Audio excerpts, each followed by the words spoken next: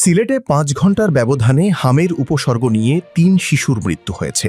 তারা সবাই Sylhet MAG Osmani medical college হাসপাতালের পিআইসিইউতে অর্থাৎ পেডিয়াট্রিক ইন্টেন্সিভ কেয়ার ইউনিটে চিকিৎসাধীন ছিল। ৬ থেকে ৮ মাস বয়সী ৩টি শিশু গতকাল বৃহস্পতিবার সন্ধ্যা ৬টা থেকে রাত ১১টার মধ্যে মারা যায়।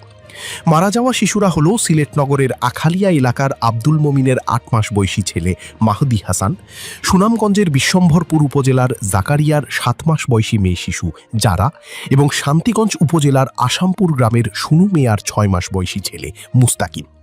হাসপাতাল সূত্রে জানা গেছে, বুধবার সন্ধ্যা ৬টায় মুস্তাকিম, সন্ধ্যা ৭টায় মাহদি হাসান এবং রাত ১১টায় যারা মারা যায়। এই ঘটনায় সিলেটে হাম ও এর উপসর্গ নিয়ে চিকিৎসাধীন অবস্থায় মৃত শিশুর সংখ্যা দাঁড়িয়েছে ২৩। এর আগে গত সোমবারও একদিনে ৩ শিশুর মৃত্যু হয়েছিল। মারা যাওয়া শিশুদের মধ্যে ৩ জনের হাম শনাক্ত হয়েছে।